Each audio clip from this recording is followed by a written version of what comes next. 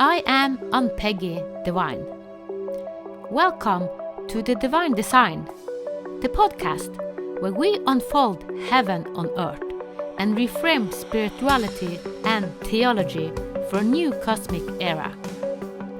Your journey on human evolution and integration of your divine design starts here.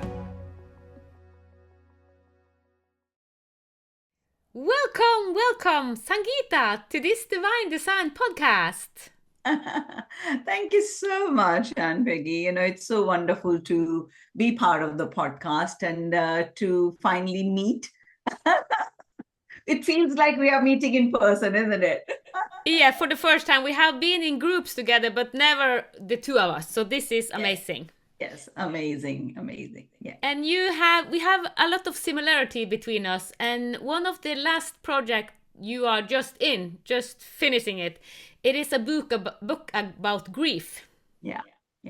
So, I will tell. So, hi, my name is Sangeeta Dewan. I'm a hypnotherapist and an energy healer. I do lots of programs and things about elevating us, to a different vibration. And I understand that how our minds work and how we have patterns in our subconscious that are suppressed. And yes, I've been writing my book, and it's out, and it's called Hope Beyond Grief: Surviving the Unthinkable. And it's about my journey. Ann-Peggy, 4 years ago, I lost my husband, and it was dark night of the soul. You can see, it was very, very hard, very tough journey, and yet it took me to a place where I was not expecting to go. Spiritually, it took me really much deeper. And I think you understand sometimes life situations happens for our soul growth. And so I went there and wrote a book about the challenges that I have experienced since very young age. So when people will read the book, they will know it's not my first time that I have to find strength from within to just carry on going. And I think that's where I'm right now. I'm excited that book is out, and it's going to hopefully bring people in place where they can find hope. They can find that no matter what goes on, we can get through it. And that is the most important thing. Is it's not about avoiding it. It's not about ignoring it. It's about getting through it. And when we get through it, then we come on the other side feeling changed by life. Yeah. That's where I am right now. Yeah. Amazing. I don't know if you know it, but maybe I have told you that I also have lost a son that died. Yeah. Yeah, I'm so sorry about that. Yeah, we shared that because when we were talking about podcast, and we said grief is such a topic that I think it touches both of our hearts. I think most of us, well, all of us, we go through grief. It's very personal. Isn't it? It is. It takes us to a different places, even in the same family. Like for me and my boys, both boys, we have experienced grief differently. So I'm sure similarly for you as well. So. Yeah.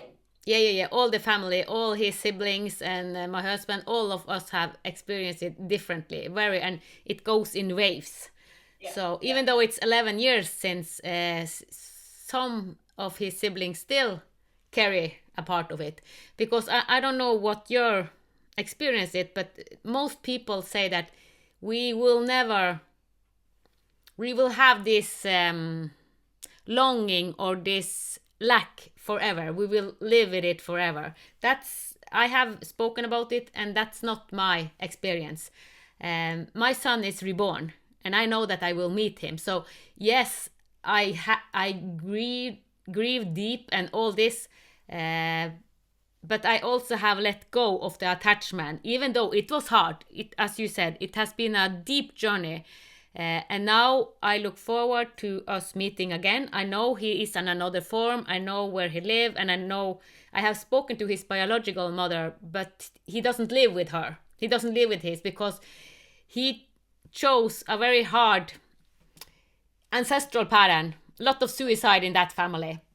So, and he has gone together with another soul. Both of them are incarnated in one body, and they have chosen a little bit of hard ancestral stuff. So I know that I will meet him when the time is there. So it will never be like he's my son, because I won't say, oh, this is my son. At the same time, it is in another body. So I know that I will learn a lot through that, even though I never wish for anyone that their son or daughter should die or commit suicide, because I don't think this is the solution. There are other solutions.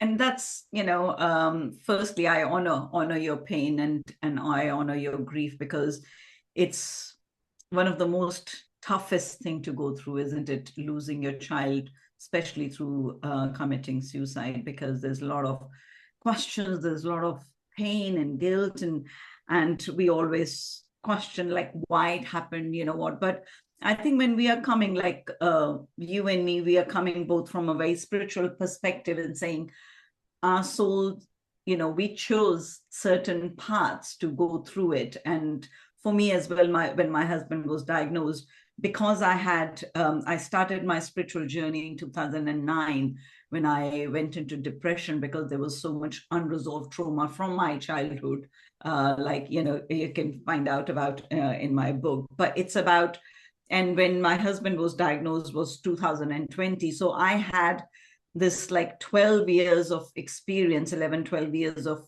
experience of going into spirituality, understanding soul journey. And the minute it hit me, of course, first few days, I was very, very angry why it has happened. And I was seeing my children going through it. They were very young, 19 and 21 at that time. So it was like every ounce, every inch of me needed to be like, okay, this is what it is. How do I focus on that? How do I focus on my children and my husband, taking care of him, rather than poor me, feeling sorry for me and feeling that pain. And because I had that knowledge that, okay, after I think 10 or 12 days of him getting diagnosed, and he was given less than 6 months to live, so it was just like, we didn't know when he will leave. And I remember sitting with my boys and saying to them, okay, I understand that our souls have chosen this path, this challenge to grow. That's what, all I could say to them is that, and if we have chosen this before incarnating in these bodies, then that means we know we'll get through it. Yeah. And that really helped me and my boys going through that difficult, it wasn't the easiest thing, but because of those knowledge, I can understand.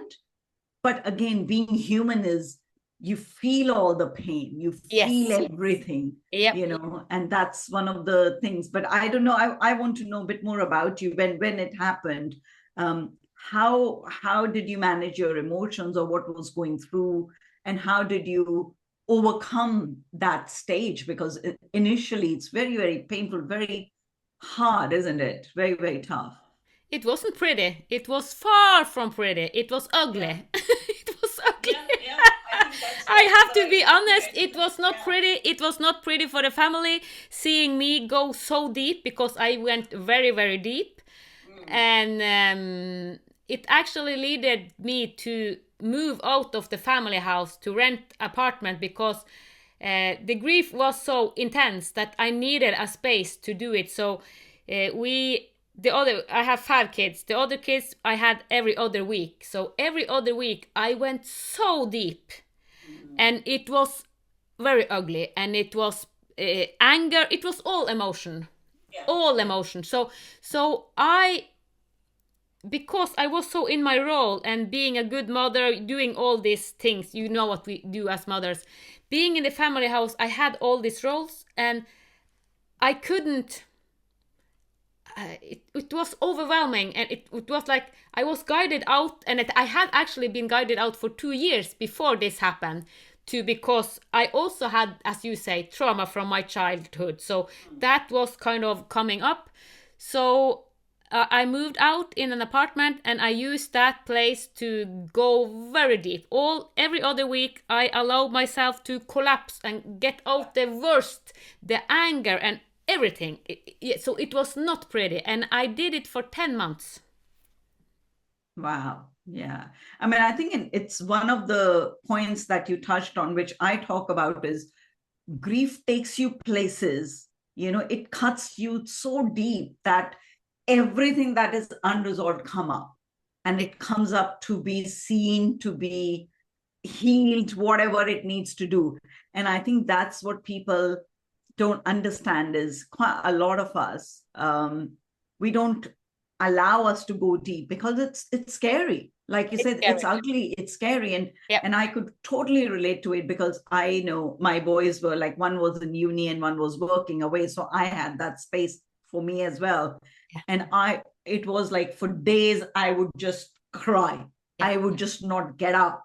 It was the least I was doing for me. But because I allowed myself to go that deeper, it was moving through me, much more. I was much more in flow, rather than stopping it, rather than saying, no, it feels too much, I can't carry it. And yet some days you have to just get up and say, okay, I just don't want to be like that. So I remember some days I would just put some talk shows or some stand-up comedies or something like that, where I'll end up laughing, or I'll end up listening to music where I'll cry, or laugh, and it just all the emotions. And I think for you as well, there is a special journey for guiding others, and where you are. So I think for certain souls who carry a lot of trauma as well, from childhood, from past lives and things like that, I feel that that's what I had to go deeper and to clear a lot of heaviness that was still there, kind of thing. Do you agree with that? I agree totally. And also, one of the person I loved the most when I was a child, it was my grandmother. She kind of holded the space. I met a lot of resistance and a lot of trauma, but the only place I had that I could be myself was my grandmother. So when she died, my whole world collapsed, and that was in 1999. So I had gone deep in grief with her, but when our oldest son committed suicide, I grieved even deeper, even over her, because I had grieved. So I grieved from my other grandfather. So I grieved all the people that I have lost, was also in the grievance of my son, and also pain aspect of myself as a child. So it was because I had come to this place in myself, so I could go deeper. Yeah, and that's what I felt as well, because every time you grieve for a person, I think when I lost my dad in 2016, I grieved as much as I could, but my boys were quite young at that time. And so I was like, yeah, okay, and my family lives in India, so I went there, traveled there, did all the ceremonies and prayers and things like that, and traveled back to England. So I was in a different place. So I think when my husband, died, again, you go a little deeper. Every time you go a little deeper, you can clear up some of the stuff, isn't it? So, yeah. Yeah. Yeah. So people have asked me, and I also, as you said, what I did, I went deep, and it was very ugly. But I also used to put on music to dance wildly, crazy dance, kind of just to change, because I knew that if I didn't, I know also that we can go so deep that we create sickness. So I was aware of this, so I let myself to go that deep. At the same time, I put on music, and my daughter said, Mama, you have become bipolar. Because for her, it looks like I was so far out, and then I put music and I danced. It's like, you have become bipolar. And a lot of people have asked me, how did you go through the grief? And I said, my way was to be bipolar. Not the way we have learned about bipolar as a sickness. I did it as a tool. I allow myself to be bipolar. Very high up of dance, ecstatic dance kind of, and deep, deep, deep in hell. Yeah. So that's what I did deliberately, so that I could release all this tension and all the emotional stuff. Yeah. I think there's a quite deep wisdom in that, isn't it? Because we understand, or you understood, that if I stay in that state for too long, it'll become an ailment, it'll become a disease. And we teach that, isn't it, in energy healing. For me, I talk to my clients and talk about somatic release, and that is through dancing and through music and drums and all of that, because it's like feeling it and then allowing it to pass through us, and so we have to do that processes. And again, grief is such a personal thing, isn't it? It look very sometimes like your daughter, it might look odd to her. Why is mom doing that? Or what's she going through it and all of that? Yet she will be grieving for her own brother in a very different way. And I think for you and me, because we may be more aware of the spirituality in the background, that's everything we understand. We don't feel that we have to justify how we are experiencing or what we think or what people think that we should behave or we should do. It's like whatever we felt was natural to us, we did it. And I think that's what people need to understand, maybe with grief. And if anybody is listening who's going through grief or who's experienced it currently, it's about find your own ways of grieving, but ask for help. So I want to ask you this as well. Did you get any professional help, or did you do it all by yourself?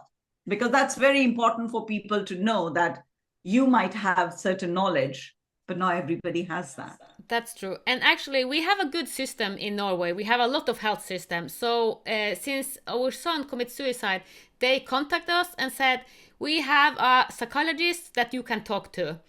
And me and my husband went together to this psychologist, and she was not emotional available at all. She could all the statistics, she could all the intellectual thing about suicide, but she was not emotional available at all. So I said, I will never go back to her. It felt like an attack. It felt, because she only met us with statistics. This is what you should think. This is what it's normal. It was not what we needed. So we said, no. But at the same time, our children also got this service, and I tried to be there, but I was so devastated, so I couldn't meet them. So I said, okay, let our two of the children went together, and they went several times. And what she actually did, so we have not a good story. Sorry to say it, we did not meet help in the way we were supposed. So they come to her, they were devastated, their kind of trauma, their woundings came up. So what she did, this psychologist, we have a very strong child protective service system. So she said, it is your mother's fault that he commits suicide. So she put, she sent to the protective service that I was not a fit mother, it was my fault. So she said, you have to take away all her children because she's not fit to be a mother. So they didn't understand our complexity at all. So this psychologist that was only in her head, just reading, no emotional connection to herself. I have learned so much through what she did. She put so much deeper trauma to our family because she wasn't emotional available herself. So that's why I also moved out, and I got this, we will take your children, you are the worst mother, you are not fit to be a mother. So when you get this shame on top of it, because it's your fault that your son commits suicide, so I can assure you, that was hard. So our story is not a pretty one. Oh my God, I'm so sorry that you had to go through it. It's the worst thing, isn't it, you can get, because you're going there to ask for help, and it's the worst thing, isn't it, because you're feeling bad anyways, and then on top of that, if somebody makes you feel the shame, when your child commits suicide, everyone will think it is my fault. This is a natural thing to think by yourself. But if the government and the system say this to you, this is even worse. And actually what they did, they increase the risk of me committing suicide and their siblings, because the risk is much bigger when you have a child doing it. So they actually increase the risk of us doing the same. So we are not a good example. So I have seen the Norwegian system at its worst. That's why I have made all the system that I know we are lacking, because it is not all that is not emotional, but this was the main psychologist, the head one. We have one head one that is in crisis, and she was supposed to be the best. She was not, because if you are not emotional available yourself, you haven't worked. Yeah, you can be a psychologist, but if you haven't worked through your emotion, so she had not done the work we have. Oh my God. And she could not see myself in the eyes afterwards, because I met her. Tromsø is big, yes, but not that big. And I met her several times. She couldn't face my eyes because she knew what she had done to our family. So this is not a pretty story. Oh, I'm like, again, so sorry for it. But I think luckily I found good help in the sense, because I had good knowledge of spirituality and things like that. What helped me really was me doing daily meditations and Reiki on myself, healing my heart and healing, my children. But I think, again, both boys and me, we are very different. Both boys are very different from each other. So whenever they were feeling down, I said, okay, you need, therapy, you need talk therapy. So they went through therapies like that. But what happened to me was, I was like, I need to go much deeper. I understand. So I had talking therapy 6 weeks. And then I remember having a health visitor coming and sharing, because I was like crying fusely, like really a lot. And I remember her saying, she said, Sangeeta, you need a mental health kind of, support. And I said, yeah, I do need that. I feel that.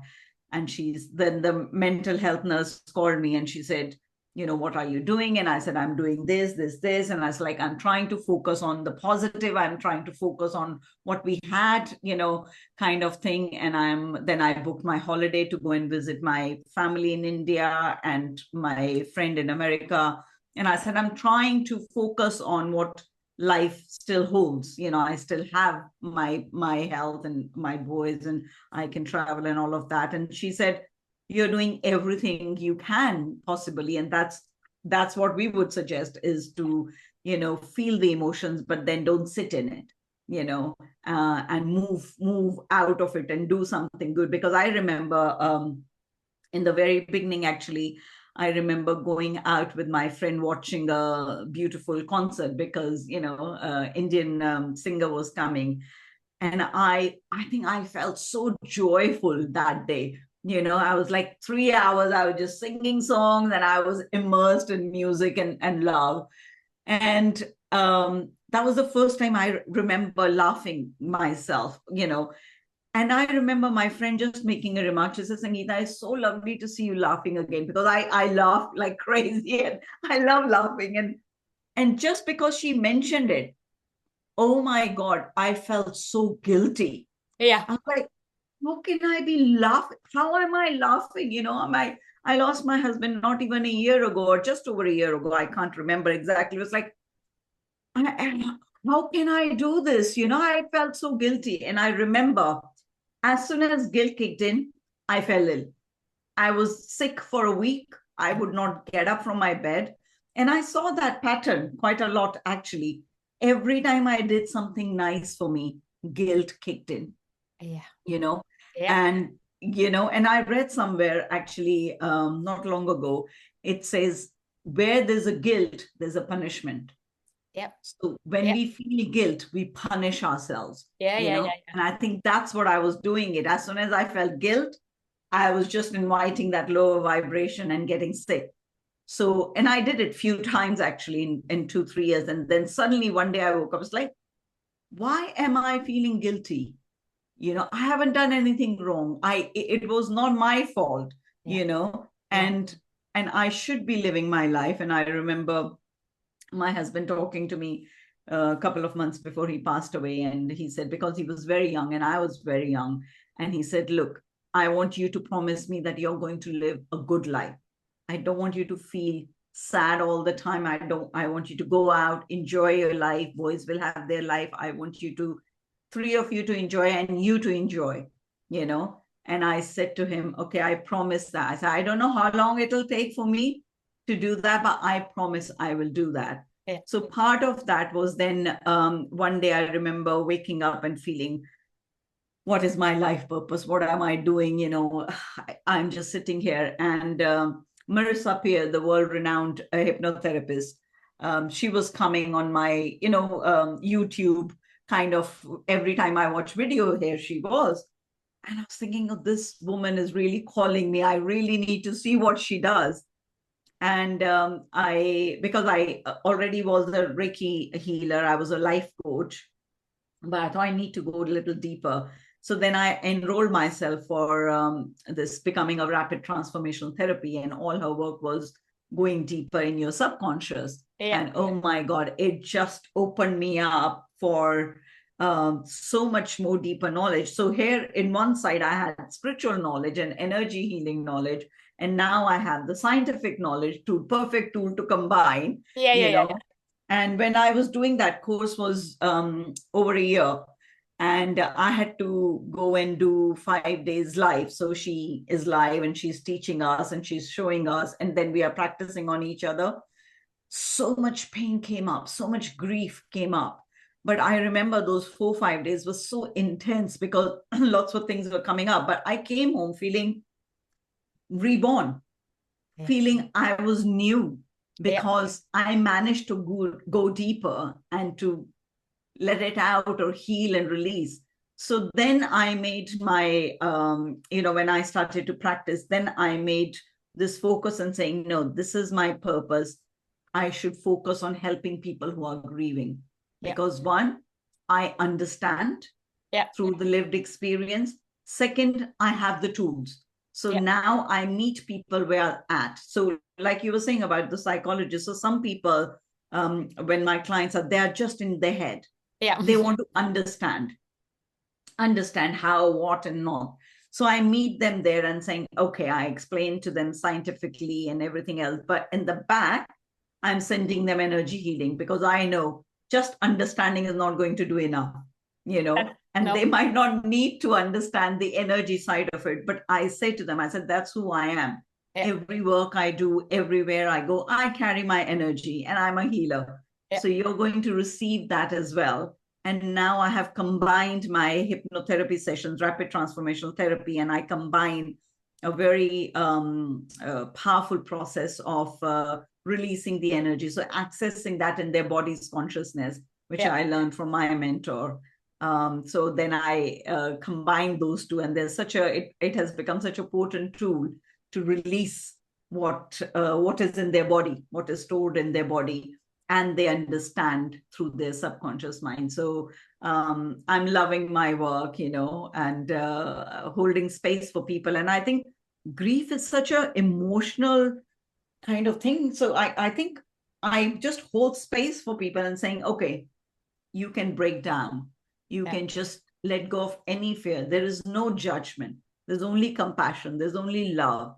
And I allow them to just break wherever they want to break, emotionally, mentally, whatever. I said, there is nothing that you can say that is wrong. Just say whatever is coming, let it out, and they feel very held, and loved and supported. So I am glad that I'm doing this work now. And I see that life going through grief have pushed us in the same direction, because I made Divina Reset 13-module program, and it is the first 6 module. It is deep, it is grief, it is all the trauma, and then after this 6 module, it is 7 module, and that's when I call it become Homo Luminous, the new human, because we are now in a phase that we can go be new human. So I couldn't have done it if I haven't gone this deep myself. So it's kind of, yes, life show us deep lessons. And also when you talk, I was reminded, you have just written a book. The first book I wrote, it was the Health Bible, Think With Your Heart. And it started with the story of my son, Aleksander, committing suicide. And it grew bigger, and at the end it was a Bible. And I actually use 5 years writing this. And it mirrored my process, my dark night of the soul, my grief, and my son's life, and all of it. And I wrote in a old way. I call it the old way because I had so much proof of, because I couldn't just tell this, because I had to kind of have witness and all this, the old way we kind of write books. And now I have written a series of books, 6 books. So I am in the book 6 now, and it is about sisterhood. So that's what I wanted to tell you, because sisterhood and grief, when we learn to grieve in sisterhood, it is a totally change. Everything we do, when we understand the principle of sisterhood, it is not just women. Yes, we think that sisterhood is just women. In reality, it is the feminine quality. So it is easier for women because we are naturally born kind of female and holding community, holding each other. And the new system is, because when I was guided to write the sisterhood book, I call it the mirror of the soul. Sister is mirror of the soul. But now it is actually moving into a new civilization. So the new system, where the new way of organizing society and school system and everything is in this book. So it started as one idea, and every time I start a book, I have an idea, and maybe your book also have leaded you. So I have gotten a lot of insight myself and gone deeper into my sisterhood. I have a cousin that is my sister, and we use our life, and then I say, wow, I'm amazed what we have experienced when I put it into kind of a system or a book, and all you see it from the beginning almost to the end. It's like, wow, what a gift having a sister and doing, because what we actually did when she was 6.5 and I was 8, it's 1.5 year between us, we cut our finger. We cut, so we started to bleed, and then we put them towards each other and said, we will forever stay together as blood sisters. We commit to each other. And we were kids. And this was an initiation we did. We had no one guiding. We didn't say it to anyone because this is our secret. But the sisterhood that we have had, wow, it had carried us. And we are different. She has different strength than I have. We are totally different persons, but we complement each other. So when I have a hard time, she is there for me, and the opposite. So yeah, when you spoke, it's like about the grief. When we learn to, because in past we had grief wife. You know that there were feminine holders that holded the space so we could grieve. Where is them now? I don't see them now. We don't have them in our grief wife, but this is actually something that we will have in the future. We will have grief wives in kindergarten, in school system, because they are needed in child protective service and school system. Absolutely. I think it's so needed. And one of my thing I feel is I talk about our emotions a lot, and it is about, our hearts connect, they are like our souls, isn't it? So when we feel each other, and I think I was talking in one of the classes as well, and it's about, not just grieving, it's just understanding our emotions. Who told us that feeling emotions is weakness? And I think for me, I have always been very open, very vulnerable. I could cry anywhere. I could talk about my emotions. And I know sometimes the looks I got, and I was thinking, no, you're not going to shame me for having emotions, because that's what makes us human, And I have seen the magic of like me being authentic and vulnerable, even when my husband was ill. It was like, when I spoke with all my heart and the cry and everything else, something shifted in the other person. Why? Because they felt my pain. They felt connected to me, rather than, I remember talking to his boss. My husband was talking, and they were talking like very logically, this and that, this and that. And I just came on the camera and I just burst out crying. I said, look, I said, could you just, I am really feeling overwhelmed by how much I have to take care of and this and that. And could you just help me with that? And he just like went back. I could see him feeling back, and he said, you know what? We will do everything in our power to support you. You're doing great job just taking care of your children, and Mahesh, just do that. Let us take care of all the finances and things like that. And said, don't worry, we are here to help you. That was not there before, because it was just the professional talking to another professional. And I brought the humanness in it, and I showed my vulnerability, and something clicked. And I have seen that every time because I think vulnerability carries such power, and saying, it's like, I am vulnerable, I am naked, you can see me, I am not afraid of you seeing me broken down, or so I feel one of my works, and I talk about it in my book a little bit, but I think it's the next book I will be going much deeper as well, is about emotions is what makes us human. How are we living, going through this life, feeling so disconnected from each other, from ourselves as well, and I feel that's the bigger pain, that we are so disconnected from who we are and how we feel, and all of that.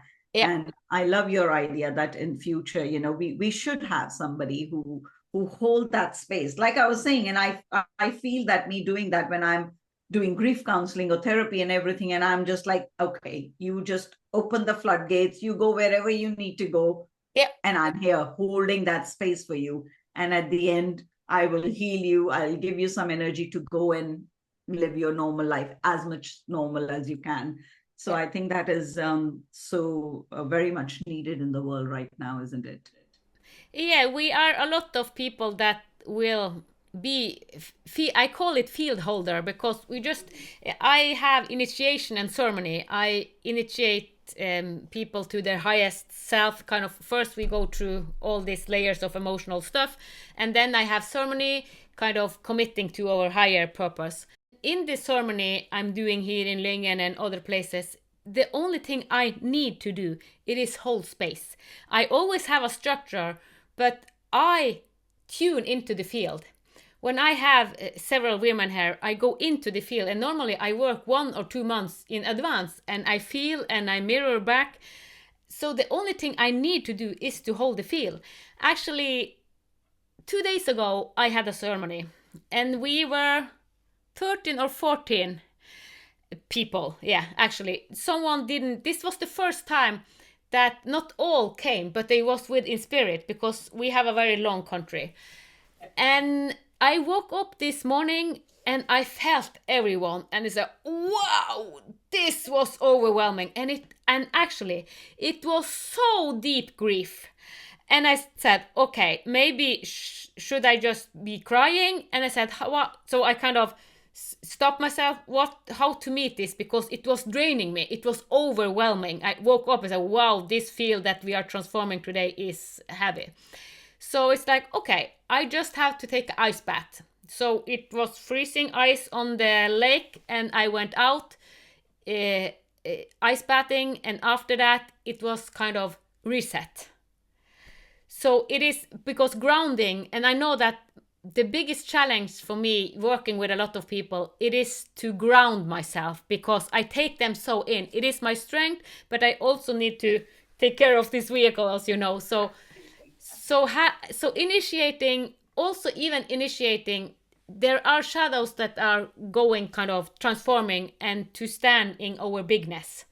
So, and I have spoken with several of the ladies the last couple of days, and they are, wow, I did something new. I have had a lot of ceremony, but every time it's a new element. So you learn all the time. So it is interesting. And for the first time, I know this maybe sounds crazy, we used AI.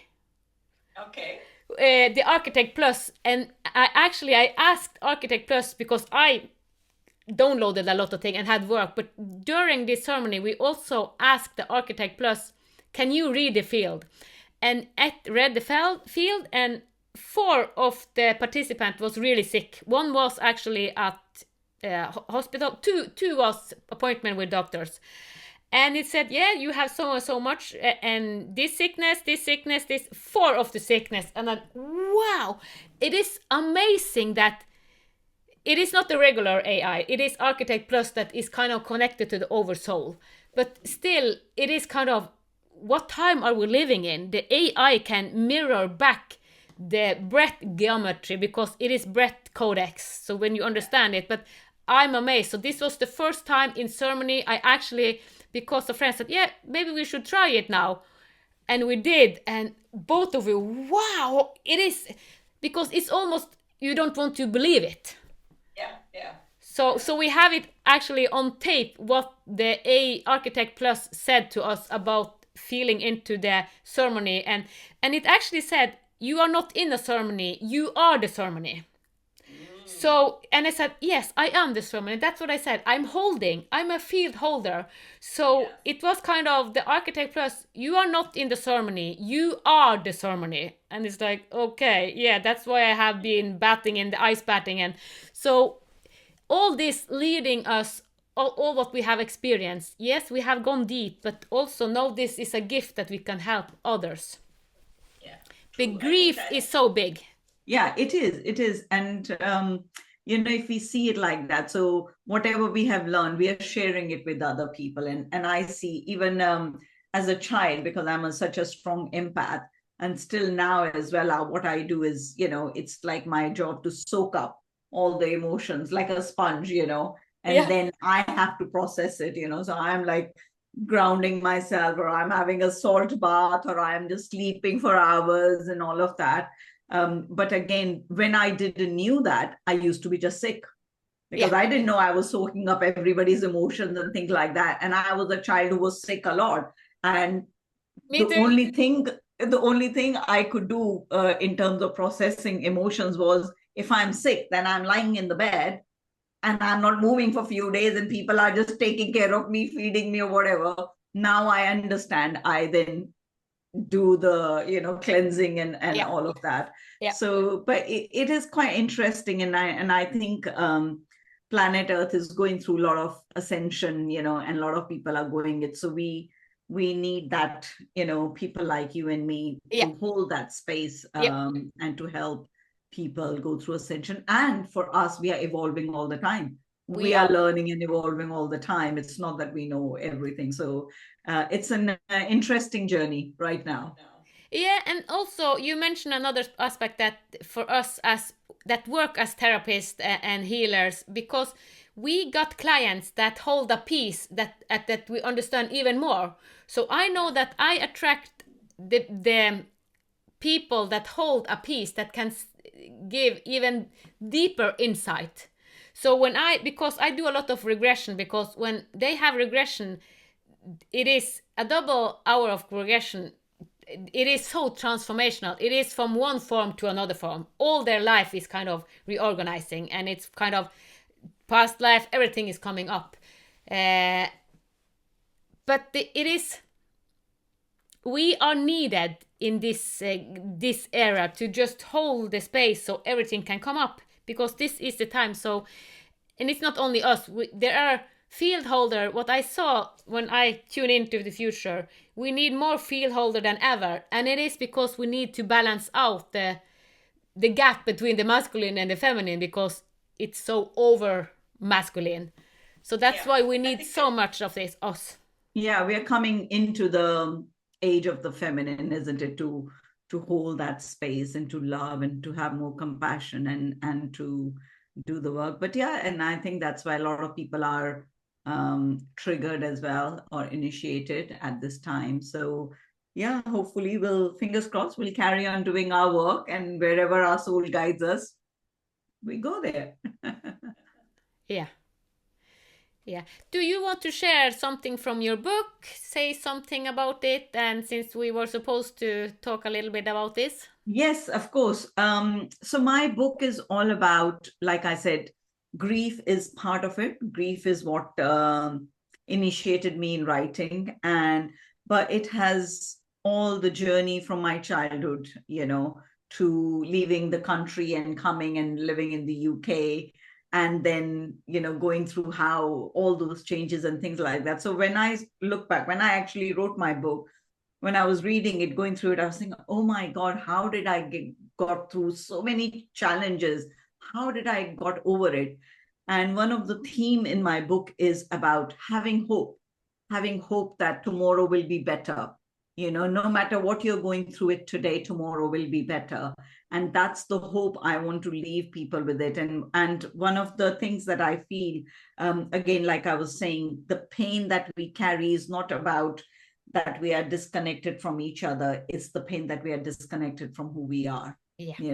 And that's the thread in my book. And hopefully when people read it, it'll go through it. I have written two beautiful poems. I channel poems, and maybe I want to read a poem that I wrote for my husband when he passed away. Let's see if I can find it quickly.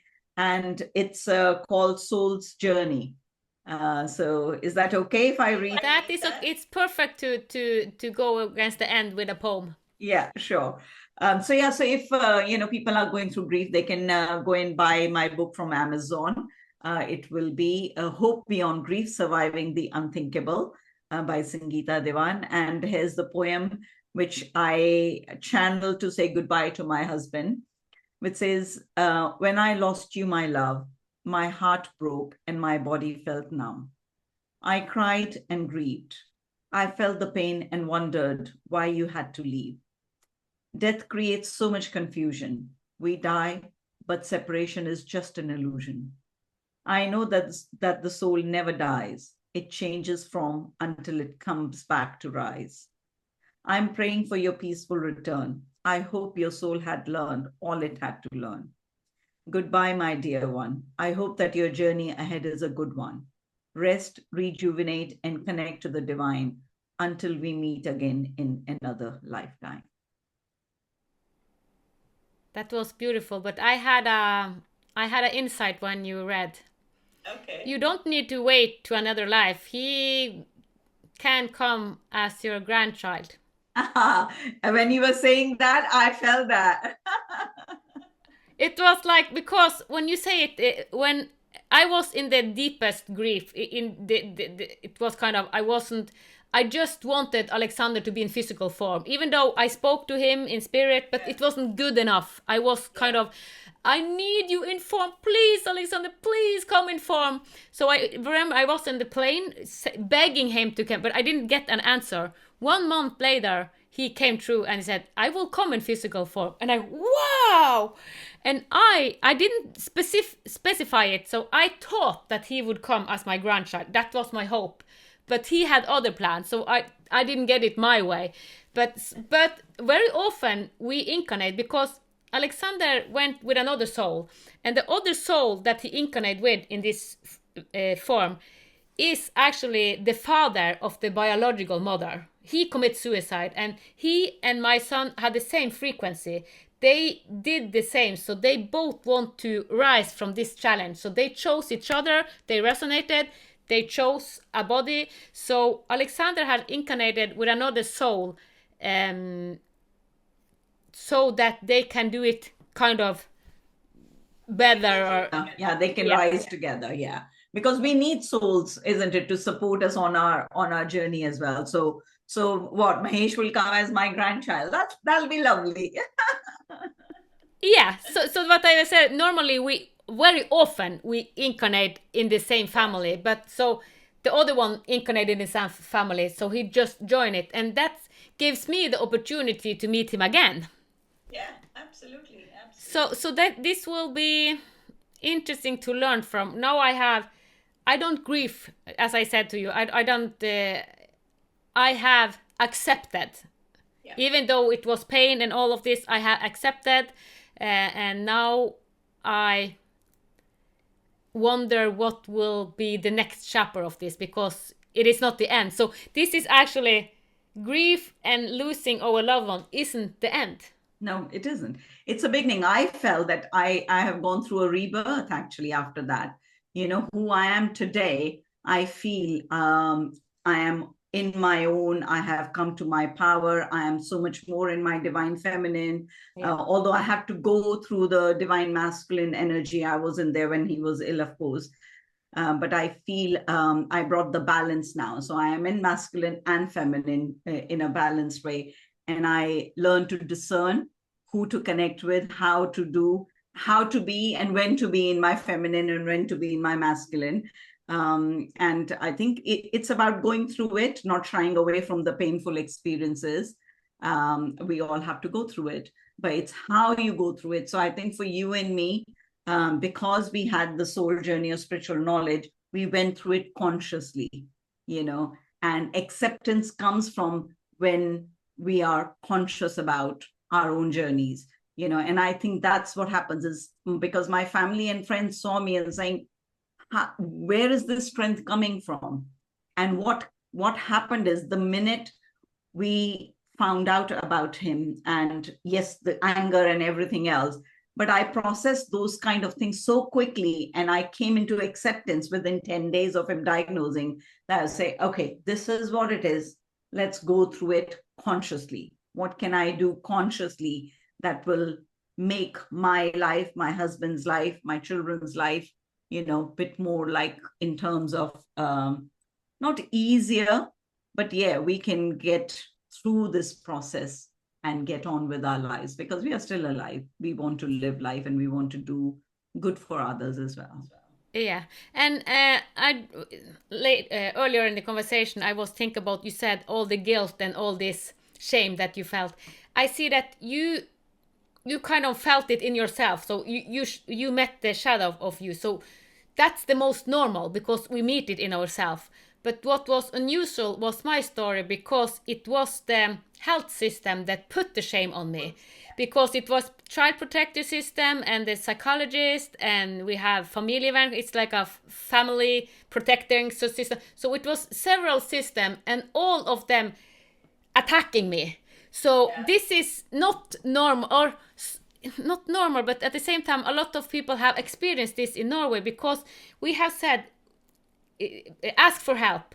And then a lot of people that are doctors and others say, we know how the system works, so we cannot ask for help because they are not there. They give our pills and that's it.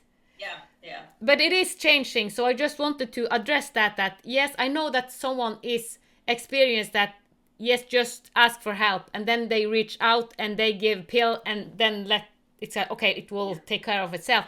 We have to go deep, as we have spoken about. Yeah, we have to go deep to create change. I think create change, lasting change. Yes. I see us as a change makers. I see us as creating that. Yeah. But again, when we go through our own experiences, we have the insight, we have the depth, we have the wisdom and knowledge to create that change. And I think that's where we are doing it. And I'm so grateful for you to ask me to be on your podcast. I loved our conversation. Yeah, and thank you so much, Sangeeta, for sharing your story. And this was, it was needed now because it is hard times. So this is perfectly timing for talking about grief. So thank you so much. Thank you. You take care. Thank you for listening to the Divine Design podcast with Ann-Peggy Dewan.